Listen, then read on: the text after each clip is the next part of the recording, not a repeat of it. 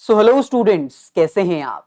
जैसे कि आपको पता है कि बिजनेस स्टडीज के मैक्सिमम हम सारे ही चैप्टर्स ऑलरेडी कंप्लीट कर चुके हैं और आज हमारे पास बिजनेस स्टडीज का एक लास्ट चैप्टर बचा है।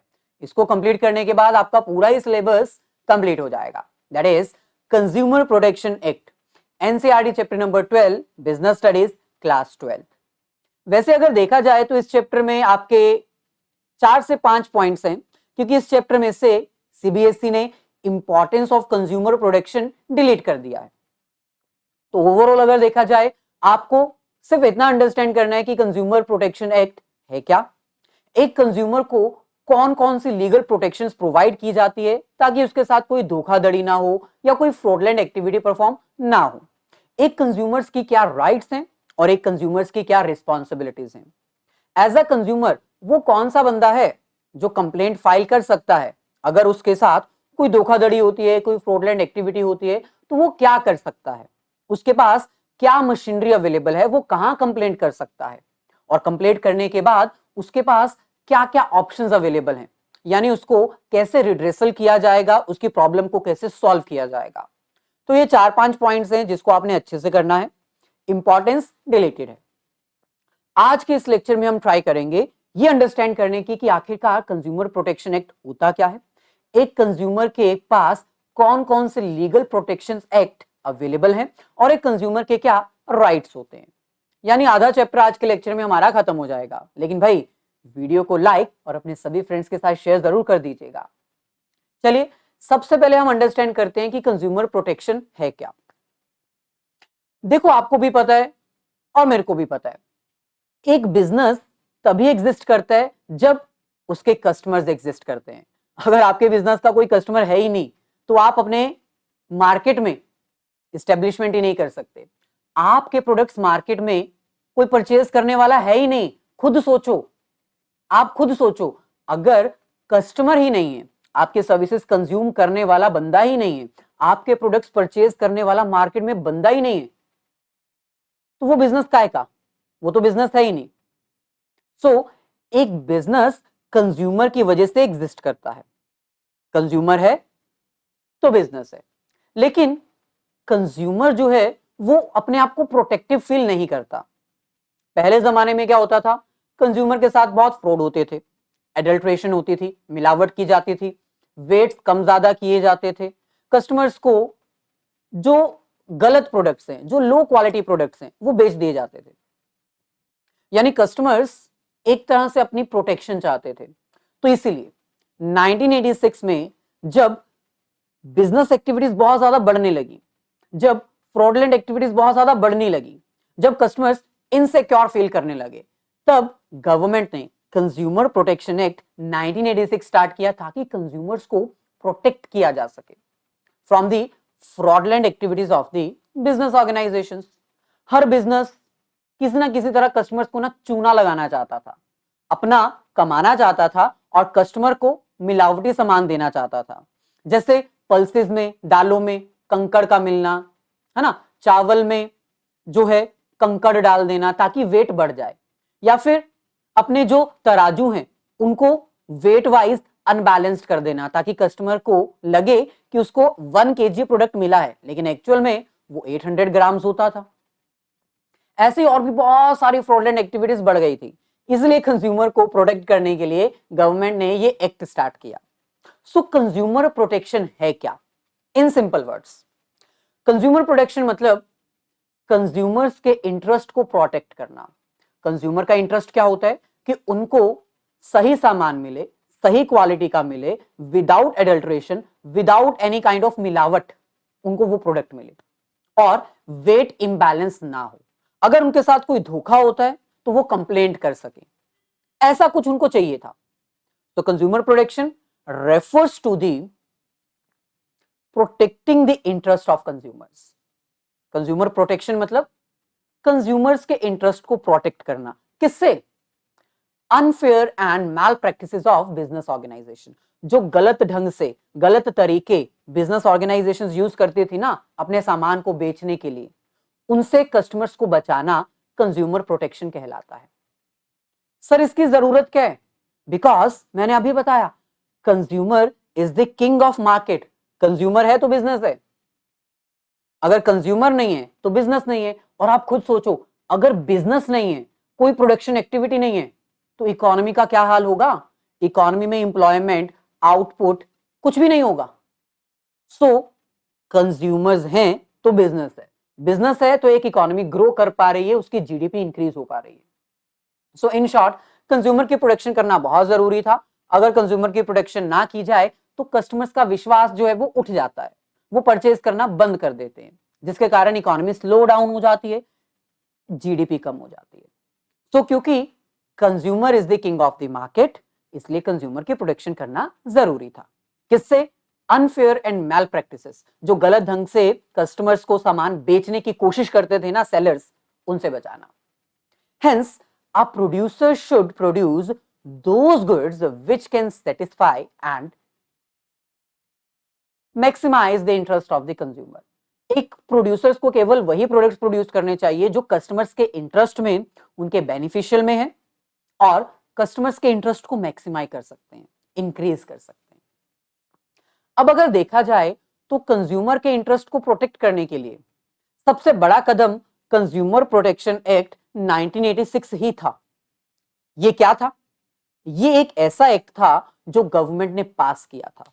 इस एक्ट के द्वारा अगर किसी भी कस्टमर के साथ कोई भी फ्रॉड होता है, कोई भी धोखा होता है, तो वो कस्टमर अपनी सेफ्टी के लिए, आने वाली प्रॉब्लम को दूर करने के लिए 3 टायर मशीनरी में से किसी भी एक के पास जाकर ना अपनी कंप्लेंट रजिस्टर करवा सकता है।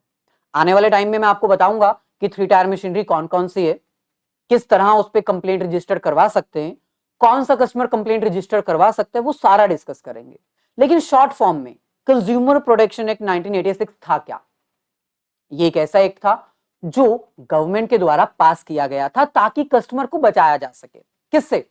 गलत प्रोडक्ट ना मिले, एडल्ट्रेशन ना हो, कोई अनफेयर ट्रेड प्रैक्टिसेस जैसे वेट का कम कर देना, कस्टमर्स को डिफेक्टिव प्रोडक्ट प्रोवाइड कर देना, कस्टमर को ऐसा प्रोडक्ट प्रोवाइड करना जो यूज करने में बहुत डेंजरस है, या फिर कोई ऐसी सर्विसेज प्रोवाइड करना जिससे वो कस्टमर सेटिस्फाइड ही नहीं हुआ है, मतलब कस्टमर ने पैसे दे दिए फिर भी उसको सर्विसेज नहीं मिल रही हैं। तो the consumer protection act 1986 seeks to protect and promote the interest of the consumer. इसका मेन काम क्या था? कंज्यूमर के इंटरेस्ट को प्रोटेक्ट करना और प्रमोट करना। कैसे? Simple, to safeguard the consumer against the defective products, टूटे फूटे डैमेज प्रोडक्ट ना उनको मिल जाए, या फिर सर्विसेज में कोई कमी ना हो, अनफेयर ट्रेड प्रैक्टिसेस जैसे वेट का कम कर देना, या फिर किसी भी तरह के कस्टमर्स की एक्सप्लॉयटेशन होना, उससे बचाना कंज्यूमर प्रोटेक्शन एक्ट 1986 का मेन काम था। इसके लिए गवर्नमेंट ने 3 different district form, state commission and national commission बनाए थे। मतलब कंज्यूमर जो है डिफरेंट डिफरेंट लेवल पर जाकर कंप्लेंट कर सकता है। छोटे लेवल की कंप्लेंट है, बड़े लेवल की कंप्लेंट है, बहुत बड़े लेवल की कंप्लेंट है, उसके according to the value of product एक कस्टमर कंप्लेंट कर सकता है। लेकिन क्या कस्टमर के पास सिर्फ ये एक ही लीगल प्रोटेक्शन अवेलेबल थी? क्या कोई और लीगल प्रोटेक्शन कस्टमर के पास अवेलेबल है? Obviously yes. सो आज हम टोटल 9 to 10 ऐसे लीगल प्रोटेक्शन एक्ट्स की बात करेंगे जो कस्टमर को सेव करने के लिए, कस्टमर को प्रोटेक्ट करने के लिए बनाए गए हैं। उसमें से सबसे बड़ा और सबसे पहला कंज्यूमर प्रोटेक्शन एक्ट 1986 ही है। आगे बढ़ते हैं, बात करते हैं सेकेंड लीगल प्रोटेक्शन एक्ट की, that is the Indian contract act 1872। आपको डेट भी याद रखनी है और ये हेडिंग भी याद रखनी है। Indian contract act 1872। Indian contract act 1872 का मतलब है कि ये 1872 में बनाया गया था, जब हम ब्रिटिशर्स के कंट्रोल में थे। यस, ये तब बनाया गया था। इसका मेन काम क्या था? इसका मेन काम था कि भाई जब दो पार्टीज के बीच में कोई कॉन्ट्रैक्ट होता है ना, कोई एग्रीमेंट होता है, तो उस कॉन्ट्रैक्ट में लिखी गई टर्म्स और कंडीशंस को फुलफिल करवाना। अगर कोई पार्टी उस टर्म और कंडीशन को फुलफिल नहीं करती, मुकर जाती है, यू टर्न ले लेती है, कहती है नहीं भाई मैंने ये करना नहीं है, तो दूसरी पार्टी कंप्लेंट कर सकती है अकॉर्डिंग टू दिस एक्ट। जैसे मान लो दो बंदे हैं, पर्सन ए और पर्सन बी, पर्सन ए और पर्सन बी।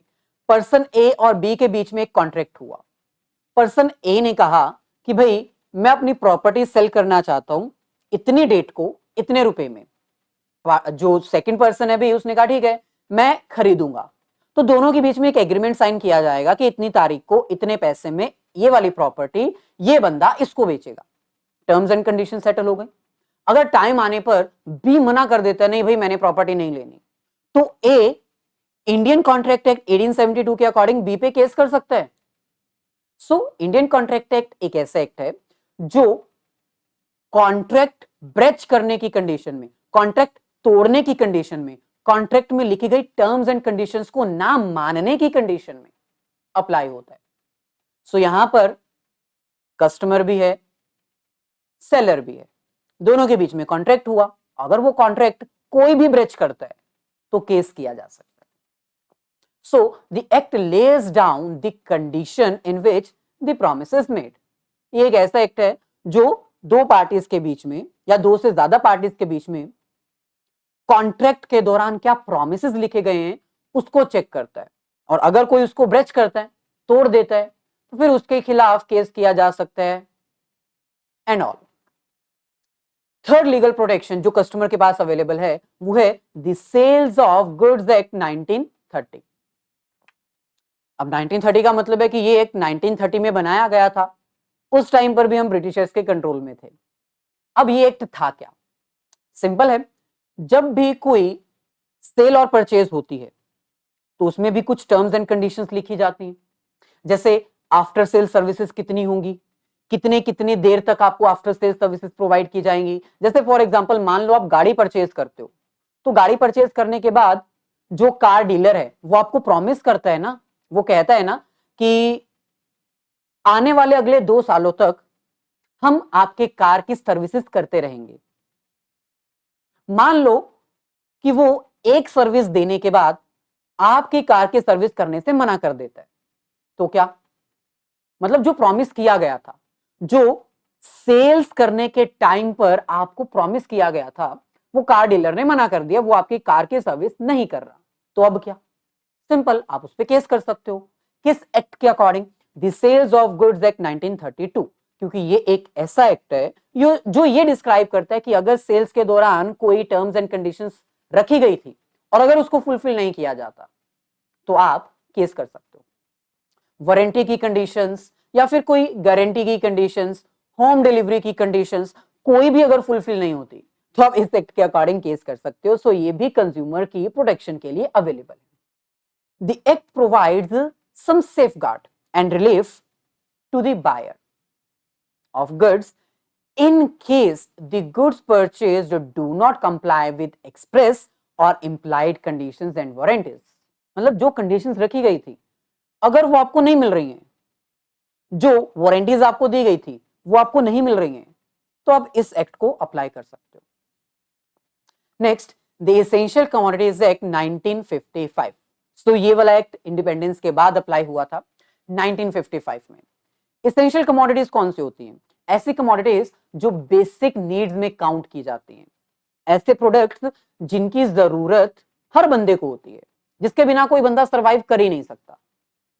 सो ऐसे प्रोडक्ट्स के ऊपर भी थोड़ा कंट्रोल करने की जरूरत थी, क्योंकि होता क्या था, अनाज जैसे व्हीट, राइस, ये बेसिक नेसेसिटीज हैं, इनकी ना होर्डिंग करना शुरू कर देते थे। कैसे? जो वेयर हाउस होता था ना उसमें हजारों टन व्हीट और राइस स्टोर करके रख दिया जाता था, और जब मार्केट में व्हीट और राइस की शॉर्टेज हो जाती थी तो प्रोडक्ट्स के प्राइसेस बहुत बढ़ जाते थे, और जब प्राइस बढ़ जाते थे, आपको पता है जब प्रोडक्ट की शॉर्टेज होती है तो मार्केट में प्रोडक्ट्स के प्राइस बढ़ जाते हैं। सो जब मार्केट में प्राइस बढ़ जाते थे ना, तब ये वेयर हाउस में से प्रोडक्ट निकालते थे और महंगे दामों पे इसेंशियल गुड्स बेचते थे। आप खुद सोचो, इसेंशियल गुड्स जो गरीब को भी चाहिए अमीर को भी चाहिए, अगर वो महंगे दामों पर बिकेंगे तो गरीब का भला तो होगा नहीं। इसलिए गवर्नमेंट ने एसेंशियल कमोडिटीज एक्ट 1955 को लॉन्च किया। इस एक्ट के अकॉर्डिंग कोई भी बंदा इसेंशियल गुड्स को महंगे दामों पर नहीं बेच सकता, क्योंकि गवर्नमेंट ने उन प्राइसेस के ऊपर कंट्रोल कर लिया। गवर्नमेंट ने बता दिया कि ये प्रोडक्ट इससे ज्यादा महंगा नहीं बिक सकता। गवर्नमेंट ने डिसाइड किया कि इसकी सप्लाई हमारे हाथ में होगी, इसका प्राइस हमारे हाथ में होगा, एसेंशियल कमोडिटीज कौन कौन सी है ये हम डिसाइड करेंगे, कहीं प्रोडक्ट महंगे ना हो जाएं इसका ध्यान भी हम रखेंगे। सो अगर किसी कस्टमर को एसेंशियल कमोडिटीज महंगे दामों पर मिलती है या फिर उसकी सप्लाई और डिस्ट्रीब्यूशन में कोई घपला मिलता है, तो आप द एसेंशियल कमोडिटीज एक्ट 1955 के अकॉर्डिंग उस बंदे पे केस कर सकते हो। कस्टमर को ये लीगल प्रोटेक्शन दी गई है। So the act aims at controlling production, supply and distribution of essential commodities. ये एक ऐसा एक्ट है जो एसेंशियल कमोडिटीज की प्रोडक्शन, उसकी सप्लाई और डिस्ट्रीब्यूशन के ऊपर पूरा कंट्रोल रखता है। ये देखता है कि कहीं होर्डिंग ना हो जाए, ब्लैक मार्केटिंग ना हो जाए या फिर प्रोडक्ट्स महंगे दामों पर ना बिकने लग जाए। नेक्स्ट हमारे पास है द एग्रीकल्चर प्रोड्यूस। अब आपको पता है एग्रीकल्चर प्रोडक्ट्स कुछ ऐसे प्रोडक्ट्स होते हैं जिनकी प्रिडिक्शन नहीं की जा सकती। हालांकि एग्रीकल्चर प्रोडक्ट्स डिपेंड करते हैं क्वालिटी ऑफ इनपुट के ऊपर। आप जितना अच्छा सीड यूज करोगे उतनी ज्यादा क्वालिटी के प्रोडक्ट्स होंगे। जैसे साइज ऑफ पोटैटो, छोटे साइज के पोटैटोज भी आपको मिल जाएंगे, बड़े साइज के भी मिल जाएंगे, है ना। It depends upon input. So जो स्मॉल साइज के पोटैटोज हैं और जो लार्ज साइज के पोटैटोज हैं उनके प्राइस में कुछ तो डिफरेंस होना चाहिए। तो इससे डिफरेंशिएशन को मेंटेन करने के लिए ये एक्ट लॉन्च किया गया, the agriculture produce that is grading and marking act 1937। ये भी इंडिपेंडेंस के पहले का एक्ट है। इसमें होता क्या है कि प्रोडक्ट्स की ना ग्रेडिंग की जाती है उनकी क्वालिटी के अकॉर्डिंग, जैसे A grade, B grade, C grade, size के अकॉर्डिंग, उनके फीचर्स के अकॉर्डिंग, उनके एक तरह से पैकिंग अलग अलग कर दी जाती है ताकि कस्टमर को जिस ग्रेड का प्रोडक्ट चाहिए वो उतना ही पैसा दें। ये ना हो कि स्मॉल साइज के पोटैटोज के लिए बड़ी अमाउंट चार्ज कर ली जाए और कस्टमर ठग लिया जाए, कस्टमर को फ्रॉडलेंटली ज्यादा पैसे चार्ज कर लिए जाए। तो इससे भी प्रोडक्शन की जरूरत थी, इसलिए ये एक्ट लॉन्च किया गया। इस एक्ट के अकॉर्डिंग जो एग्रीकल्चर प्रोड्यूसेस हैं उनको ना ग्रेड्स में डिवाइड किया जाता है और फिर ग्रेड्स के अकॉर्डिंग उनकी प्राइसिंग की जाती है, उनकी मार्किंग की जाती है ताकि कस्टमर के साथ कोई फ्रॉड ना हो। So the act prescribes the grade standards for agriculture commodities. ये एक ऐसा एक्ट है जो ये डिस्क्राइब करता है कि एग्रीकल्चर प्रोड्यूसेस में ग्रेड सिस्टम फॉलो किया जाएगा। The act stipulates the conditions which governs the use of standards and lays down the produces for grading। ये एक ऐसा एक्ट है जो ये बताता है कि ग्रेडिंग कैसे करनी है, किस तरह करनी है, कौन सी ग्रेडिंग किस प्रोडक्ट को देनी है, प्रोडक्ट की मेकिंग कैसी होगी और उसकी पैकिंग कैसे की जाएगी ताकि ए ग्रेड और सी ग्रेड के प्रोडक्ट में डिफरेंशिएशन किया जा सके, कस्टमर देखकर पता लगा ले कि उसको कितने पैसे देने हैं। नेक्स्ट हमारे पास है the prevention of food adulteration act 1954। अब फूड एडल्ट्रेशन तो मैं आपको बार बार बता चुका हूं, मिलावटखोरी से बचाना। आपको पता है बहुत सारे ऐसे प्रोडक्ट्स होते हैं जिसमें मिलावट की जाती है, जैसे ब्लैक पेपर, आपको पता है काली मिर्च, उसमें जो पपीता होता है ना उसके छोटे छोटे बीज डाल दिए जाते हैं और देखने में ये एक जैसे लगते हैं। जो लाल मिर्च होती है उसमें जो ईट होती है ना, लाल रंग की ईट जो होती है जिससे आप घर बनाते हो, उसको पीस कर डाल दिया जाए तो आप डिफरेंशिएशन नहीं कर पाओगे। दालें जो होती हैं उनमें छोटे छोटे बीज डाल दिए जाते हैं ताकि देखने में पता ही ना चले, कोई डिफरेंस पता ही ना चले, लेकिन खाने में वो जब मुंह में आते हैं तो बहुत परेशान करते हैं। तो ये जो एडल्ट्रेशन की जाती है ना, इससे प्रोडक्ट की वेटेज बढ़ जाती है, सस्ते में सामान महंगा बिक जाता है, सेलर को मुनाफा हो जाता है, कस्टमर को नुकसान हो जाता है। तो इस एडल्ट्रेशन से बचाने के लिए भी ये एक्ट पास किया गया। आपको पता है दिवाली के सीजन में मिठाइयों की बहुत मिलावट होती है, नकली घी से मिठाइयां बनाई जाती हैं और पता भी नहीं चलता, टेस्ट एक जैसा ही लगता है। सो अगर एडल्ट्रेशन है, आपको लगता है कि मिलावट हो रही है, तो आपके लिए एक लीगल प्रोटेक्शन एक्ट बनाया गया है, the prevention of food adulteration act 1954। यानी ये भी इंडिपेंडेंस के बाद ही बना है और काफी अच्छा एक्ट है। अगर आपको लगता है एडल्ट्रेशन हुई है तो आप कंप्लेंट कर सकते हो इस एक्ट के according. 7 the standards of weights and measurement act 1976। अब आपको पता है कि जो सेलर्स होते हैं ना वो अपने तराजू के साथ कुछ ऐसी छेड़खानी कर देते हैं जिससे 800 ग्राम वाली चीज डिस्प्ले होती है 1 केजी, और आपको लगता है हमने तो पूरा 1 केजी प्रोडक्ट परचेज किया है, लेकिन एक्चुअल में वो 800 ग्राम्स होती है या फिर उससे भी कम होती है। यानी ये वेट्स में जो इम्बैलेंस कर दिया जाता है ना, उससे भी आपको बचाना पड़ेगा कस्टमर्स के लिए। ये एक लीगल प्रोटेक्शन एक्ट अवेलेबल है, the standards of weights and measurement act. इसके लिए क्या किया जाता है, जो भी मशीन्स होती हैं डिजिटल मशीन्स, उसमें गवर्नमेंट के द्वारा कुछ मार्क्स असाइन किए जाते हैं, टेस्ट कंडक्ट किए जाते हैं, उसके बाद वही मशीन्स सेलर के पास आते हैं। या फिर अगर आप देखोगे जो पुराने जमाने में वेट मशीन्स चलती थी जिसमें वो लोहे का एक पत्थर रखा जाता था, तो उस लोहे के पत्थर के पीछे ना एक आप मार्क देखोगे, गवर्नमेंट का मार्क लगा होगा, यानी ये जो वेट है वो गवर्नमेंट के द्वारा असाइंड वेट है और ये करेक्ट वेट है। अगर 1 केजी का वो वेट है, पत्थर वो 1 केजी का है, तो आपको 1 केजी का ही सामान मिलेगा। लेकिन अगर उसके पीछे जो वो एक लोहे का होता है वेट, अगर उसके पीछे मार्क नहीं है, ये वाला मार्क नहीं है, तो आप समझ जाना कि इसका वेट कम होगा। सो वेट्स एंड मेजरमेंट एक्ट 1976 में पास किया गया था ताकि कस्टमर को जो वेट्स मेजरमेंट से धोखा मिलता है ना, उससे बचाया जा सके। अगर आपके साथ भी ऐसा कोई धोखा हो रहा है, आपने किसी की गलती पकड़ी है, तो आप कंप्लेंट कर सकते हो, आपको पूरा हक है, राइट है। Next, the trademark act 1999।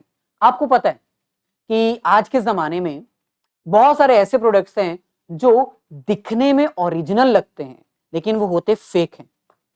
जैसे रिबोक का रिडॉक कर दिया, या फिर एडिडास का एबिबास कर दिया, है ना, नाइक का कुछ अलग नाम दे दिया, या फिर कई बार क्या होता है कि सेम नेम लिख दिया जाता है, रिबॉक ही लिख दिया जाता है, सेम सिंबल दे दिया जाता है, देखने में पता करना मुश्किल हो जाता है, एक कस्टमर फंस जाता है, उसको लगता है शायद ये ओरिजिनल ब्रांड का ही प्रोडक्ट है, लेकिन एक्चुअल में वो ओरिजिनल नहीं होता।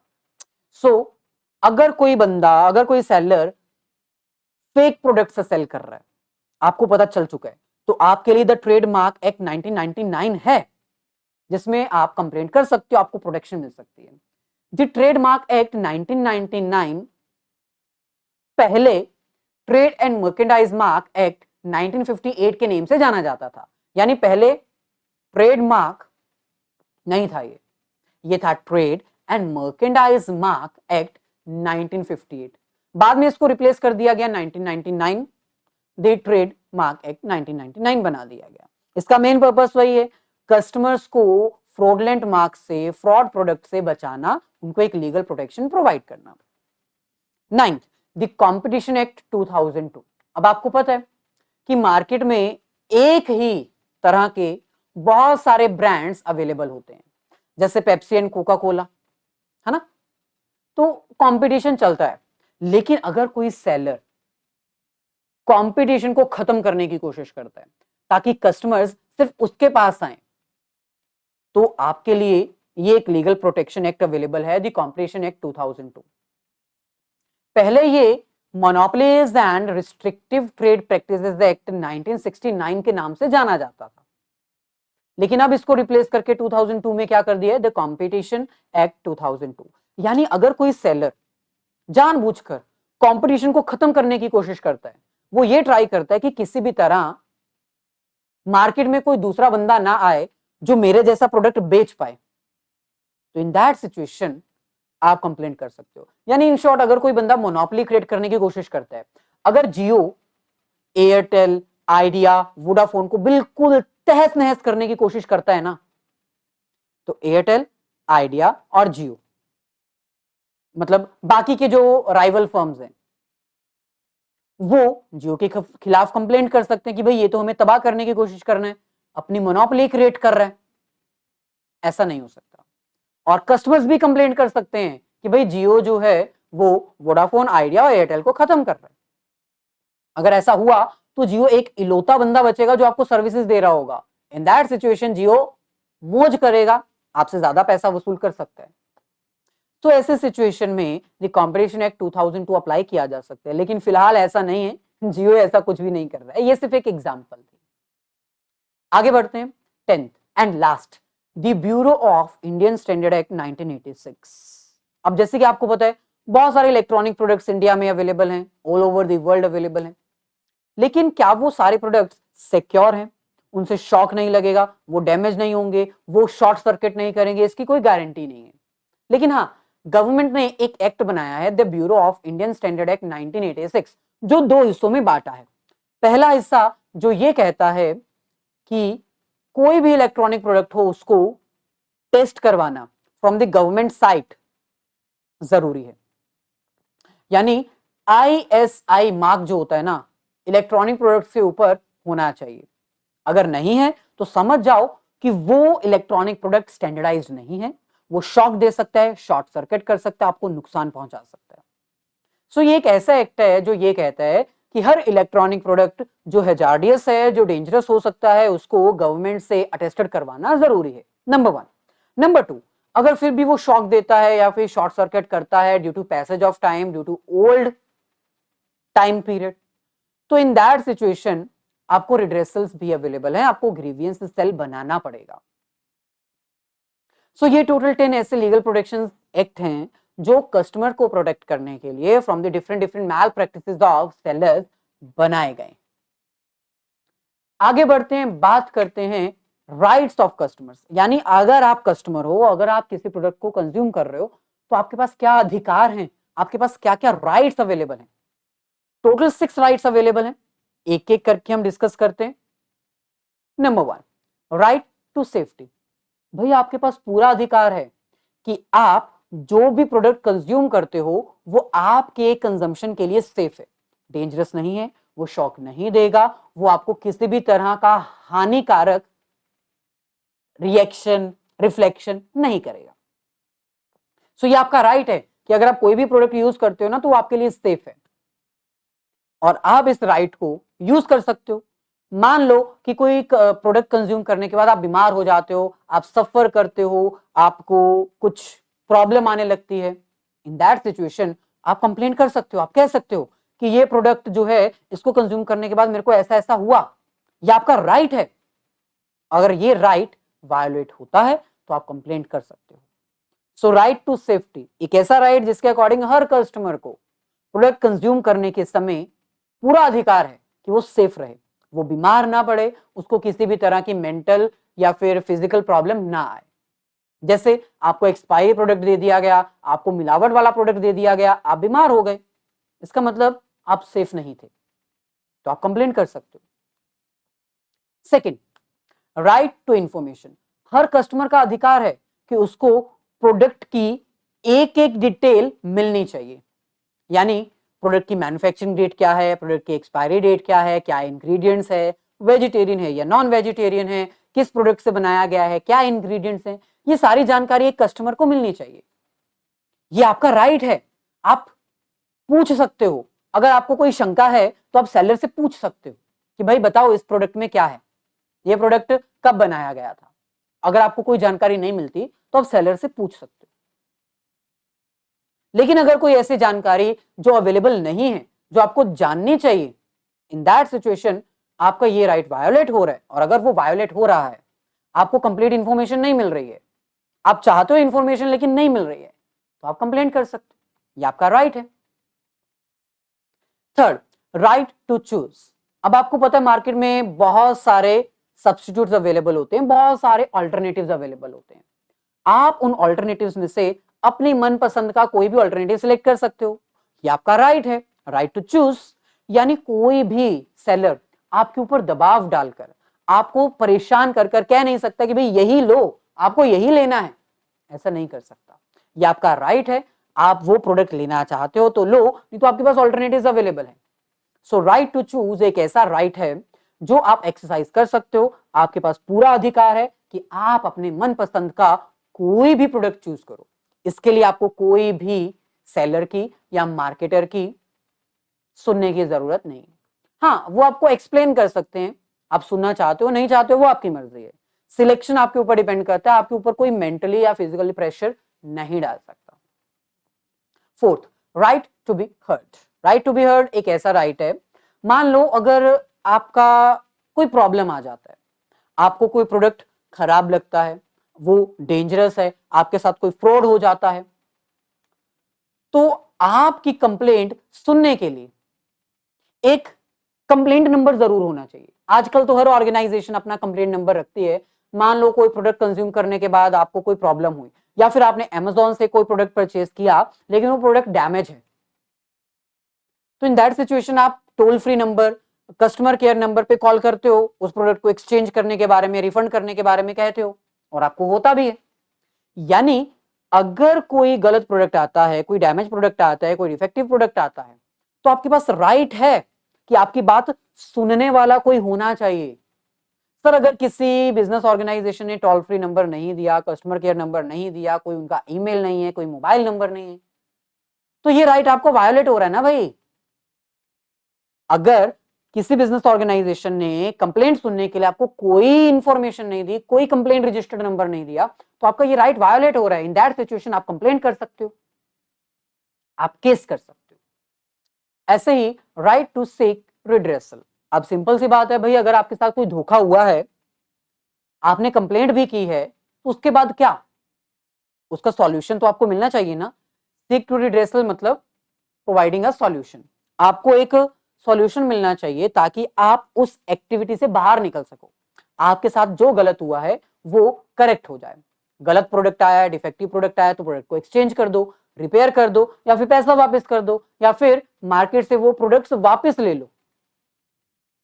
सो रिड्रेसल मशीनरी भी होनी चाहिए। अगर आपके प्रोडक्ट्स एक्सचेंज नहीं हो रहे तो भी आप केस कर सकते हो। Last, right to consumer education. अब कंज्यूमर एजुकेशन का मतलब होता है कि कंज्यूमर के पास पूरा अधिकार है, पूरा राइट है कि उसके पास कंप्लीट नॉलेज होनी चाहिए। उसको पता होना चाहिए कि मेरे पास क्या राइट्स हैं, उसको पता होना चाहिए कि मेरी क्या रिस्पॉन्सिबिलिटीज है। एक कंज्यूमर को पता होना चाहिए कि अगर मेरे साथ धोखा होता है तो मैं कहां कंप्लेंट कर सकता हूं, मेरे पास क्या क्या ऑप्शंस अवेलेबल हैं, मैं एनजीओ में जाऊं या फिर पुलिस स्टेशन जाऊं या फिर जो रिड्रेसल मशीनरीज बनाई गई हैं कंज्यूमर्स के लिए वहां जाऊं या कहां जाऊं, इसकी पूरी नॉलेज होनी चाहिए। अब यहां पर दो पॉइंट्स कंफ्यूजिंग है, right to information and right to consumer education. दोनों में डिफरेंस है। राइट टू इंफॉर्मेशन का मतलब है कि कंज्यूमर के पास पूरा राइट है कि वो प्रोडक्ट की इंफॉर्मेशन गेन कर सके, प्रोडक्ट की पूरी जानकारी अपने पास रख सके। और राइट टू कंज्यूमर एजुकेशन मतलब कंज्यूमर के पास पूरा राइट है कि उसके पास पूरी नॉलेज हो, किस चीज की, रिगार्डिंग दी कंज्यूमर प्रोटेक्शंस। एक कंज्यूमर को पता होना चाहिए कि वो कहां, कैसे, किस तरह कंप्लेंट रजिस्टर कर सकता है, उसको कहां से सॉल्यूशन मिल सकता है, उसके पास क्या राइट्स हैं, सारा कुछ। सो ये था हमारा आज का लेक्चर, जिसमें हमने बेसिकली बात किया कंज्यूमर प्रोटेक्शन होता क्या है, एक कंज्यूमर के पास कौन कौन से लीगल प्रोटेक्शन एक्ट्स अवेलेबल हैं और कंज्यूमर के क्या राइट्स हैं। अगर वीडियो अच्छी लगी हो तो प्लीज लाइक और शेयर जरूर कर दीजिएगा अपने सभी फ्रेंड्स के साथ। मिलेंगे नेक्स्ट सेशन में। All the very best, have a nice day and great day.